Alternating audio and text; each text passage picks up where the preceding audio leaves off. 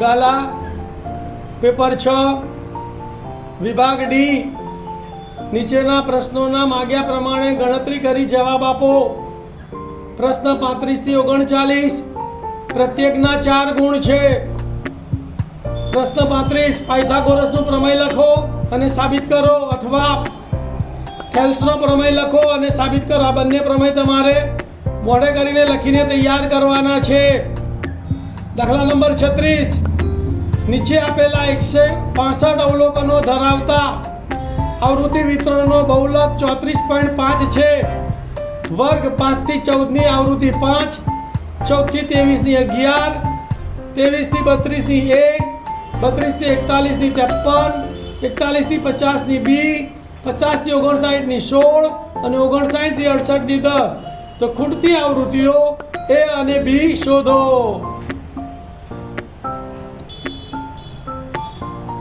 ધ્યાન આપજો ભાઈ. શું કરવાનું છે જુઓ ભાઈ. વર્ગ અને આવૃત્તિ આપી દીધી છે. તો સિગ્મા fi ટોટલ અવલોકનો કેટલા આપેલા છે? 165. તો સરવાળો કરો 5 5 + 11 + a + 53 + b + 16 + 10 બરાબર 165.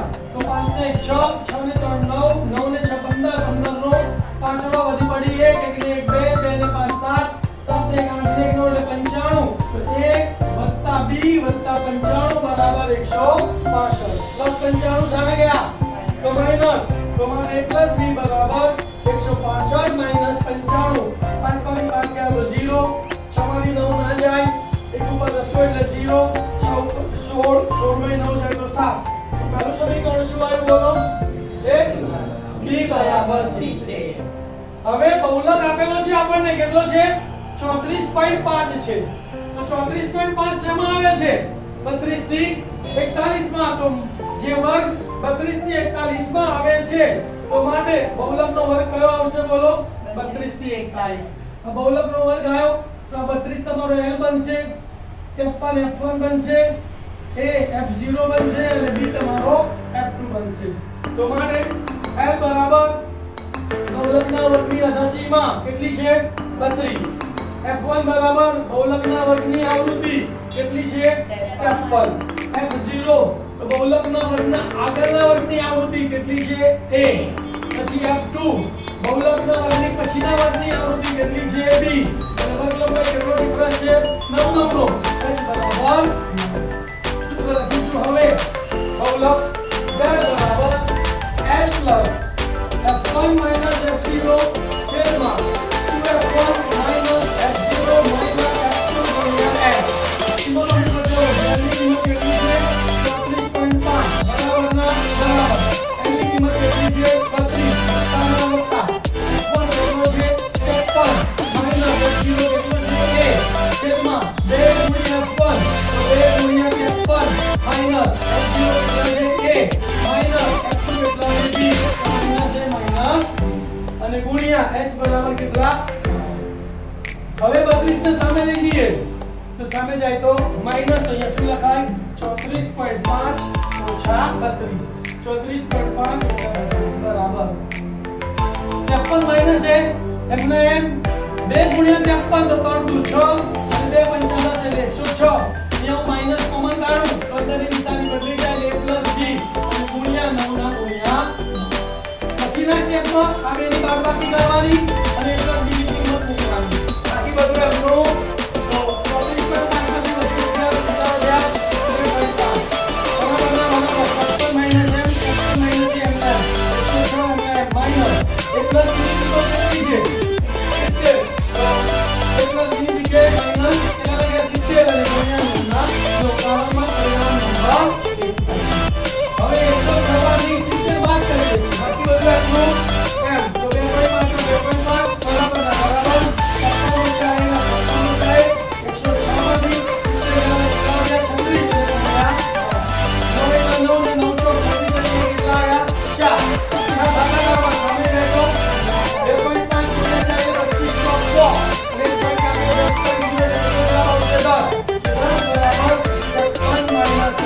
અને 10 આ બાજુ આવે તો પ્લસ વત્તા 10 સામે જાય તો માટે શું લખાશે? A બરાબર 53 માઈનસ 10 તો મારે a બરાબર 43.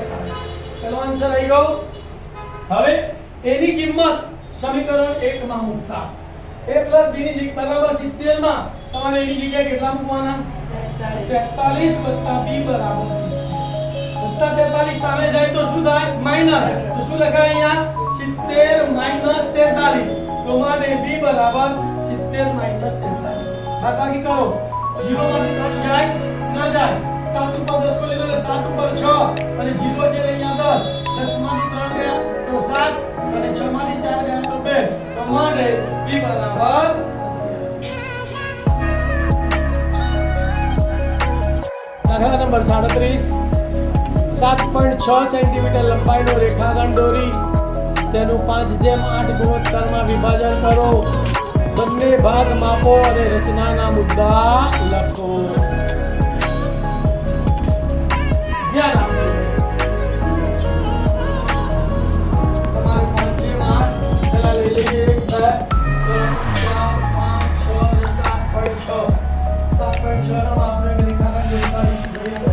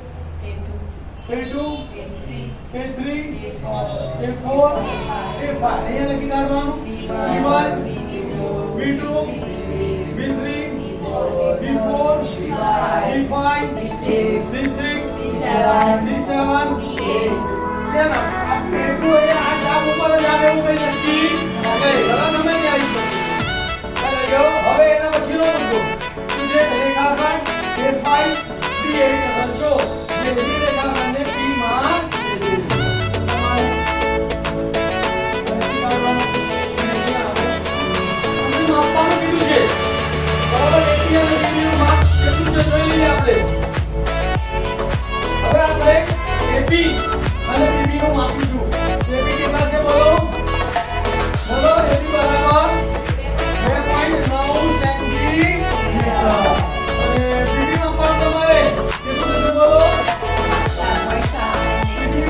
બરાબર 4.7 સેન્ટીમીટર.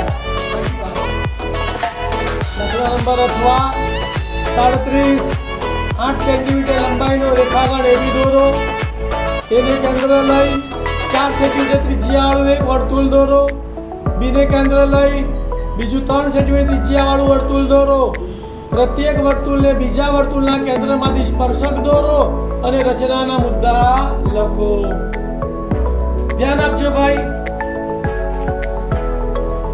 અક્ષમાં શું કીધેલું છે આપણને? AB બરાબર 8 સેન્ટીમીટર આપેલો છે. વર્તુળ એ કેન્દ્ર 4 સેન્ટીમીટર ત્રિજ્યા અને વર્તુળ બી કેન્દ્ર 3 સેન્ટીમીટર ત્રિજ્યા આપેલી છે. શું કરવાનું છે? પ્રત્યેક વર્તુળને બીજા વર્તુળના કેન્દ્રમાંથી સ્પર્શક દોરો. પહેલો મુદ્દો 8 સેન્ટીમીટરના માપનો રેખાખંડ એબી તથા વર્તુળ એ કેન્દ્ર લઈ 4 સેન્ટીમીટર ત્રિજ્યા અને વર્તુળ બી કેન્દ્ર લઈ 3 સેન્ટીમીટર ત્રિજ્યા દોરો. તો પહેલા આપણે 8 છે 3 4 5 6 7 અને 8 બરાબર 8 સેન્ટીમીટર રેખાખંડ કાઢી નાખો.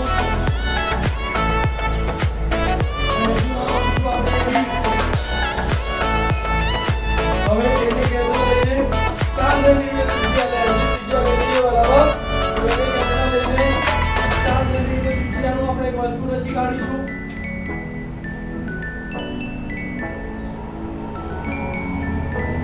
બરાબર. પછી બીને કેન્દ્ર લઈને 3 સેન્ટીમીટર ત્રિજ્યાનું વર્તુળ રચવાનું છે. બીજું આપણે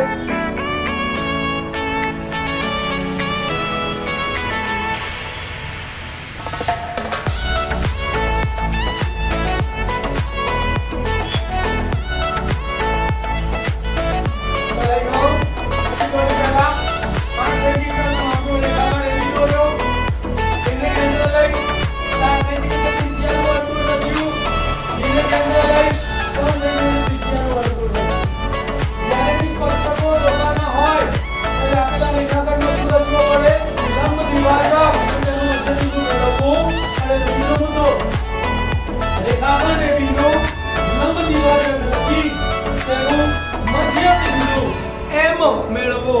લંબ દ્વિભાજકની રચના આપણને આવડે છે.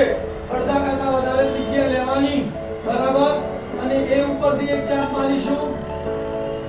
એટલી ત્રિજ્યા લઈને ઉપર નીચે એથી ચાપ મારી દીધો. હવે એટલી ત્રિજ્યા લઈને બી બિંદુ ઉપર આવવાનું તમારે અને બી બિંદુને કેન્દ્ર લઈને એના ઉપર તમારે ચાપ મારવાના બરાબર. અને બંને ચાપ છેદે એમાંથી તમારે પસાર થતી એક રેખા દોરી કાઢવાની. જે બિલકુલ અહીંયા આવશે આ તમારું બિંદુ બરાબર. તો બીજો મુદ્દો શું આવ્યો બોલો? રેખાખંડ AB નો લંબ દ્વિભાજક રચી. પહેલો મુદ્દો બિંદુ લંબ દ્વિભાજક રચવા માટે શું કરવાનું બોલો? અડધા કરતા વધારે ત્રિજ્યા લેવાની. એને કેન્દ્ર લઈ ઉપર નીચે ચાપ મારવાનો. એટલી ત્રિજ્યા લઈ બીને કેન્દ્ર લઈ ઉપર નીચે ચાપ મારવાનો અને બંનેમાંથી પસાર કરીને રેખા દોરવાની. જ્યાં છે પસાર જાય મુદ્દો વર્તુળ એમને કેન્દ્ર લઈ એમને ત્રિજ્યા લો અથવા એમની ત્રિજ્યા લો નું વર્તુળ રચો છે. આ વર્તુળને છે આ વર્તુળનું નામ શું છે? એ કેન્દ્ર 4 સેન્ટીમીટર ત્રિજ્યાને બે ભિન્ન બિંદુઓ P અને Q માં છેદે અને બી કેન્દ્ર લઈ 3 સેન્ટીમીટર ત્રિજ્યાવાળા વર્તુળને R અને S માં છેદે. જુઓ વર્તુળ એમને કેન્દ્ર લઈ એમ જેવી ત્રિજ્યા રચો. જે વર્તુળ એ કેન્દ્ર 4 સેન્ટીમીટર ત્રિજ્યાને P અને Q માં તથા વર્તુળ B કેન્દ્ર લઈ 3 સેન્ટીમીટર ત્રિજ્યાને R અને S માં છેદે. ધ્યાન આપજો અહીંયા બિલકુલ એમને તમારે કેન્દ્ર લેવાનું છે અને એમને જેની ત્રિજ્યા લેવાની છે અને તમારે એક વર્તુળ રચવાનું છે બરાબર. જોઈ હવે અહીંયા જ્યાં છેદે છે અહીંયા P નામ આપવાનું, અહીંયા Q નામ આપવાનું, અહીંયા તમારે R નામ આપવાનું છે અને તમારે S નામ. હવે શું કરશો? એને કેન્દ્ર લઈ સામેના વર્તુળને સ્પર્શક દોરવાના છે. રેખાખંડ AR અને રેખાખંડ AS રચો. બીજો કેન્દ્ર લઈ આ વર્તુળ પર સ્પર્શક દોરવાના છે. તો રેખાખંડ BP અને રેખાખંડ PQ રચ્યો. બરાબર. આમ AP, AQ, BR અને BS બરાબર એ ભાગેલા સ્પર્શકો. અહીંયા જુઓ નામ થોડો બદલાય જાય છે. એ આ આવશે બરાબર ને, AR અને AS અને DP અને PQ આવશે. આમ રેખાખંડ AR, AS, PQ અને DP એ ભાગેલા સ્પર્શકો છે. જુઓ રેખાખંડ AR અને રેખાખંડ AS એ કેન્દ્ર વર્તુળના સ્પર્શકો છે.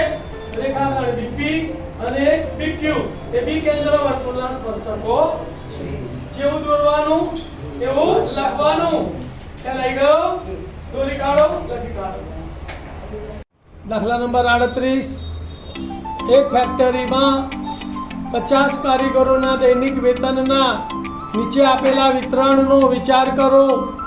દૈનિક વેતન રૂપિયામાં કારીગરોની સંખ્યા 500 થી 520 પગાર મળે એવા 12 કારીગરો, 520 થી 540 રૂપિયા પગાર મળે એવા 14 કારીગરો, 540 થી 560 રૂપિયા પગાર મળે એવા 8 કારીગરો, 560 થી 580 પગાર મળે એવા 6 કારીગરો, 580 થી 600 રૂપિયા પગાર મળે એવા 10 કારીગરો.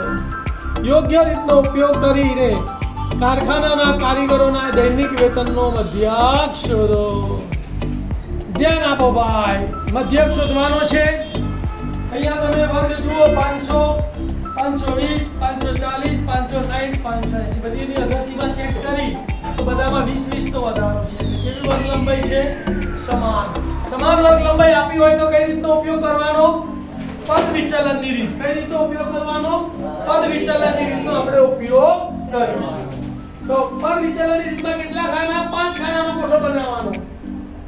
દૈનિક વેતન રૂપિયામાં, કારીગરોની સંખ્યા FI, મધ્ય કિંમત XI, UI વિચલન UI બરાબર XI - A upon H અને FI UI. ધ્યાન આપો, પહેલા તો દૈનિક વેતન ઉતારી લેવાનું રકમમાંથી. 500 થી 520 વાળા 520 થી 540 વાળા 14, 540 થી 560 વાળા 8, 560 થી 580 વાળા 6, 580 થી 600 વાળા 10 અને કુલ કારીગરો કેટલા છે? 50. એટલે સિગ્મા FI બરાબર. હવે મધ્ય કિંમત શોધીશું. તો મધ્ય કિંમતનું સૂત્ર શું છે? અધસીમા વત્તા ઉર્ધ્વ સીમા ભાગ્યા 2. 500 વત્તા 520 ભાગ્યા 2. એ બહુ લાંબો સરવાળો ના કરવો હોય તો કેટલાનો વધારો છે? 20. 20 ના અડધા 10 આમાં ઉમેરી દેવાના એટલે 500 ને 10. વર્ગ લંબાઈ કેટલી છે? 20. બધામાં 20 ઉમેરી દેવાનું. પહેલી મધ્ય કિંમત કેટલી આવી? 510. પછી 20 ઉમેરો 530 વત્તા 20 550 વત્તા 20 570 મધ્ય કિંમત વત્તા આવડી ગયું. હવે વિચલન UI તો જે વચ્ચેનું અવલોકન હોય અથવા જેની આવૃત્તિ સૌથી વધુ હોય એ બેમાંથી એકને આપણે ધારેલ મધ્ય કિંમત ધારવાનું. આપણે વચ્ચે અવલોકન 550 ને આપણે એ તરીકે ધારીએ છીએ. તો ધારો કે એ બરાબર 550. તો જેને ધાર્યું એનું પદ વિચલન એની UI કેટલી આવે? 0. ઉપર -1 -2 નીચે 1 અને 1. હવે FI UI 12 ગુણ્યા -2 -24, 14 ગુણ્યા -1 -14, 8 ગુણ્યા 0 0, 6 ગુણ્યા 1 6, 10 ગુણ્યા 2 20. સિગ્મા FI UI પેલા ઋણનો સરવાળો કરીએ તો 24. તો 4 ને 4 8, 2 ને 1 3 -38. 10 નો સરવાળો કરે 20 ને 6 26. 1 વત્તા 1 ઓછા બાદબાકી થાય. મોટીમાંથી નાની બાદ કરવાની. નિશાની મોટી સંખ્યાની. 8 માંથી 6 ગયા તો 2, 3 માંથી 2 ગયા તો 1. નિશાની મોટી સંખ્યા માઈનસ છે એટલે જવાબ કેટલો આવ્યો? -12. તો સિગ્મા FI UI બરાબર -12. હવે મધ્યકનું સૂત્ર આવે. મધ્યક x બાર બરાબર a plus sigma FI UI upon sigma FI ગુણ્યા h. x બાર ના x બાર માટે x બાર બરાબર ના બરાબર એની જગ્યાએ કેટલા લખીશું? 550 વત્તા ના વત્તા સિગ્મા FI UI ની જગ્યાએ કેટલા લખીશું? -12. સિગ્મા FI ની જગ્યાએ કેટલા લખીશું? છેદમાં 50 અને ગુણ્યા વર્ગ લંબાઈ h ની જગ્યાએ કેટલા લખીશું? 20. બરાબર. શું ગઈ પછીના સ્ટેપમાં x બાર બરાબર ના બરાબર 550 ના 550 પ્લસ માઈનસ 12 2 24 અને છેદમાં 5 24 ભાગ્યા 5 24 ભાગ્યા 5 શીખવાડું તમને 5 ચોક 20 24 માંથી 20 ગયા એટલે 4 વધ્યા હવે ભાગ ના ચાલે તો દશાંશ ચિહ્ન મૂકવાનું ઉપરથી ઉતારી 0 એટલે 40 5 અઠ્ઠા 40 40 માંથી 40 ગયા 0 તો કેટલો જવાબ આવ્યો 4.8 તો અહીંયા એક દશાંશ ચિહ્ન છે તો 550 ને પણ એક દશાંશ ચિહ્નમાં ફેરવવાના તો માટે x બાર બરાબર 550.0 ઓછા 4.8 બાદબાકી શૂન્યમાંથી 8 જાય ના જાય તો દસકો લેવો પડે તો નજીકની સંખ્યા ઉપર આપણે દસકો લઈએ તો 5 ઉપર 4 0 પર 9 અને આ 0 પર 10 માંથી 8 ગયા તો બે દશાંશ ચિહ્નના દશાંશ ચિહ્ન 9 માંથી 4 ગયા તો 5 4 ના 4 અને 5 ના 5 અને એકમ શું છે રૂપિયા તો માટે x બાર બરાબર 545.2 રૂપિયા ત્યારે આવ્યો બધાને દાખલા નંબર 39 એક ઘન પદાર્થ 1 સેમી ત્રિજ્યા ધરાવતા અર્ધગોલક ઉપર કેટલી ત્રિજ્યાવાળો શંકુ ગોઠવીને બનાવાયો છે શંકુની ઊંચાઈ એ તેની ત્રિજ્યા જેટલી છે તો આ ઘન પદાર્થનું ઘનફળ પાઈના ગુણિતમાં શોધો ધ્યાન આપો ભાઈ પહેલી લીટી શું કહે છે આપણને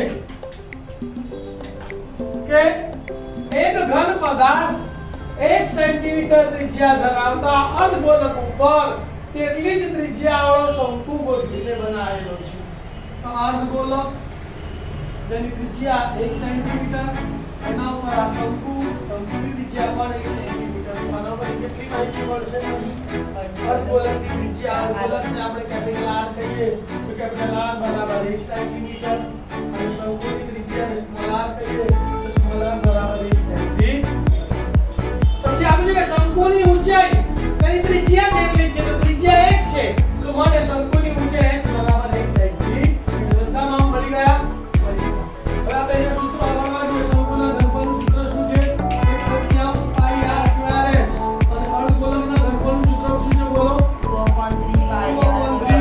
પાઈ r નો ઘન આમાં એટલો r જોઈએ આમાં r અને h જોઈએ બધામાં પડી ગયા તો સીધું સૂત્ર કે ઘન પદાર્થનું ઘનફળ બરાબર અર્ધગોલકનું ઘનફળ વત્તા શંકુનું ઘનફળ અર્ધગોલકના ઘનફળનું સૂત્ર 2/3 પાઈ r નો ઘન વત્તા શંકુના ઘનફળનું સૂત્ર 1/3 પાઈ r સ્ક્વેર કિંમતો મૂકો 2/3 ગુણ્યા પાઈ સ્વરૂપમાં જવાબ લાવવાનો છે એટલે પાઈ ના પાઈ r નો ઘન એટલે ગુણ્યા 1 નો વત્તાના વત્તા 1/3 ગુણ્યા પાઈ ના પાઈ r નો વર્ગ એટલે r 1 છે એટલે 1 નો વર્ગ અને ગુણ્યા h પણ 1 છે એટલે ગુણ્યા સાદરૂપ આપણું 1 નો ઘન 1 2 એકા 2 કૌંસમાં 2 પાઈ અને છેદમાં 3 પાઈ upon 3 વત્તા 1 નો વર્ગ 1 એકા 1 એકા 1 તો પાઈ એકા પાઈ તો પાઈ છેદમાં અપૂર્ણાંકોના સરવાળા કરવા હોય તો લસા લેવો પડે છેદ કેવો છે સરખો તો અંશનો સરવાળો છેદ એનો એ અણના 3 2 પાઈ વત્તા 1 પાઈ 2 બટાકા વત્તા 1 બટાકા કેટલા બટાકા થાય 9 બટાકા થાય તો 2 પાઈ વત્તા 1 પાઈ એટલે 3 પાઈ છેદમાં 3 3 ઉડી ગયા તો બચ્યું પાઈ બરાબર પાઈ 1 સેન્ટીમીટર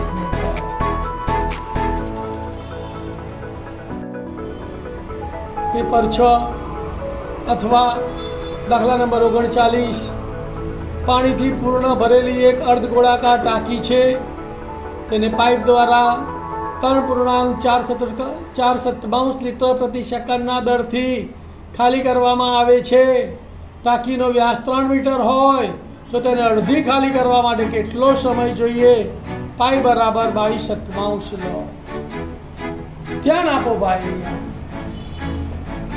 આ અર્ધગોળાકાર ટાંકી છે થાંભલા ઉપર ઉભેલી રીંછીને પાણી કાઢવામાં આવે છે કયા દરથી પાણી નીકળે છે તો 3.4 સેકન્ડ 7 તરી 21 4 25 લીટર પ્રતિ સેકન્ડ ના દરથી પાણી નીકળે શું કરવાનું તમારે પાણીનું ઘનફળ શોધી કાઢવાનું અને પછી પદ મૂકવાનું કે 25 લીટર પાણી નીકાળવા માટે 1 સેકન્ડ લાગે તો જેટલું ઘનફળ આવે એટલું પાણી નીકાળવા માટે કેટલા સેકન્ડ લાગે તો જુઓ પાણીથી પૂર્ણ ભરેલી એક અર્ધગોળાકાર ટાંકી છે તેને પાઇપ દ્વારા 3.4 એટલે 7 તરી 21 ને 4 25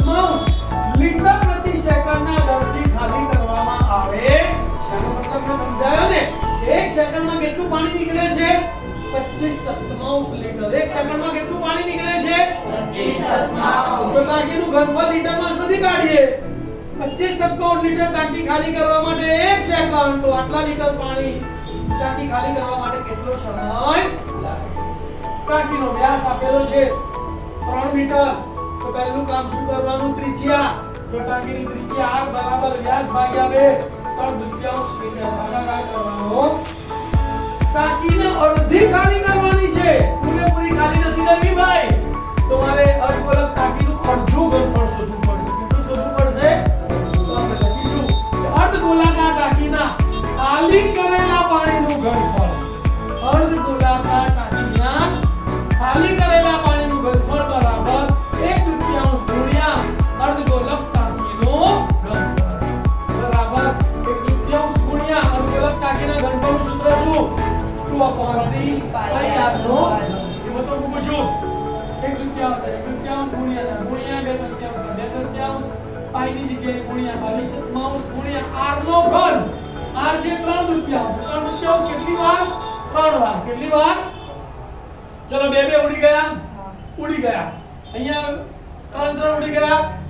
બે કેટલા આયા? 11. તો કેટલા બચ્યા? 11 ગુણ્યા 3 ગુણ્યા 3 એટલે 3 તારી 9 9 ગુણ્યા 11 એટલે 99. છેદમાં કેટલા બચ્યા? 7 ગુણ્યા 2 ગુણ્યા 2 એટલે 7 દુ 14 28. તો 99 છેદમાં 28 ઘન મીટર. અને શેમાં ફેરવીશું આપણે? લીટરમાં. તો 1 ઘન મીટર બરાબર 1000 લીટર. તો 1000 વડે ગુણવો પડે. તો 99 છેદમાં 28 ગુણ્યા 1000 લીટર. આનો લખવાનું 1 ઘન મીટર બરાબર 1000 લીટર. આ મૂકી દેવાનું હવે 25 લીટર ટાંકી ખાલી કરવા કેટલો સમય લાગે? 1 સેકન્ડ. તો 99 છેદમાં 28 ગુણ્યા 1000 લીટર ટાંકી ખાલી કરવા કેટલો સમય? તો માટે લાગતો સમય બરાબર આપેલું ગુણાકાર અને આ ભાગાકારમાં. તો 99 છેદમાં 28 ગુણ્યા 1000 ગુણ્યા 1.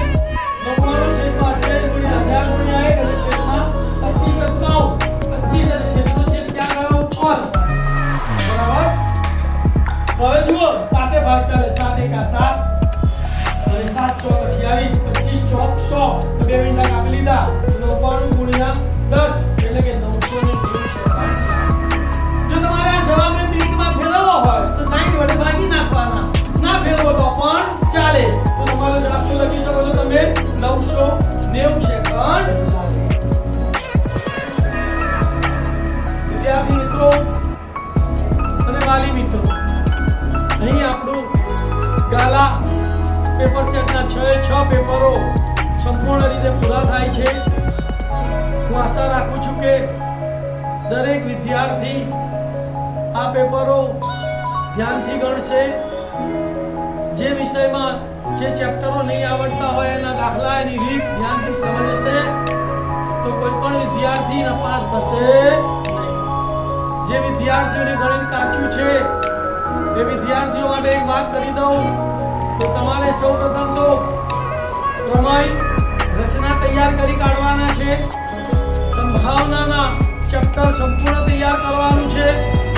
આંકડા શાસ્ત્રનું ચેપ્ટર તૈયાર કરી કાઢવાનું છે. અને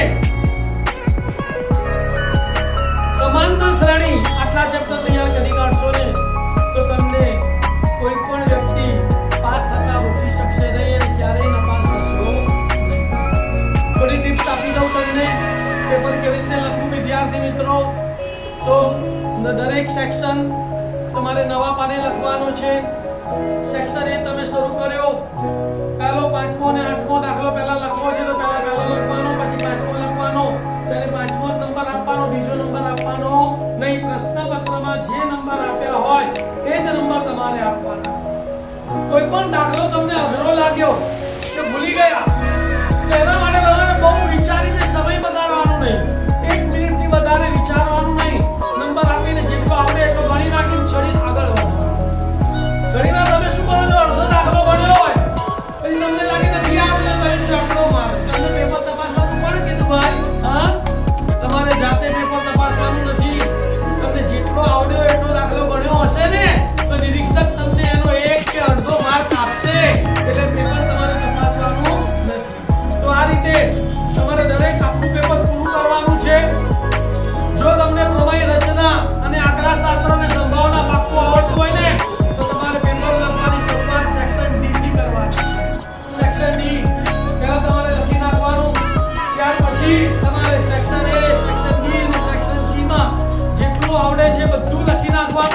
કોઈ દાખલો નથી આવડતો તો રકમ ઉપરથી જેટલા પોઈન્ટ ઉતારતા આવડે ને એટલા પોઈન્ટ ઉતારી દેવાના, ના સૂત્રો લખી નાખવાના, જેટલું આવડે એટલું ગણવાનું. તો તમને અડધો એક નિરીક્ષક માર્ક આપશે. કંઈક લખ્યું હશે તો કંઈક મળશે. એટલે કોરું છોડીને આવવાનું નથી. તમારે પેપરને તપાસવાનું નથી. ખોટું હોય તો ખોટું ગણીને તમારે છોડી દેવાનું છે. આ ઉપરાંત પેપરની અંદર ઘણા હોશિયાર વિદ્યાર્થીઓ પેપરને સુંદર સજાવતા હોય છે. લાલ, લીલી, કાળી પેનોનો ઉપયોગ કરતા હોય છે. પણ તમને સુંદર સજાવવાનો શોખ અહીંયા નિરીક્ષક તમને ભારે પાડશે, કારણ કે નિરીક્ષક એવું વિચારે છે કે તમે નિશાનીઓ કરી છે પેનોથી, એટલે શું કરે છે, તમારા માર્ક કાપી કાઢે છે. પણ તમારો કોઈ એવો આશય હોતો જ નથી. એટલે વિદ્યાર્થી મિત્રો માત્ર ને માત્ર એક બ્લુ પેનનો અને પેન્સિલનો જ ઉપયોગ કરવાનો છે. બીજી કોઈ પેનનો ઉપયોગ કરવાનો નથી. પેપરની અંદર ક્યાંય જય માતાજી કે જય રામાપીર દાદા કે જય અંબામાં એવું કંઈ લખવાનું નથી. કારણ કે એવું બી કંઈ લખશો ને તો પાછો નિરીક્ષક એવું વિચારશે કે આ કંઈક સંકેત કરવા માટે લખેલું છે. બરાબર? ખૂબ સારી રીતે ગભરાયા વગર પેપર લખવાનું છે.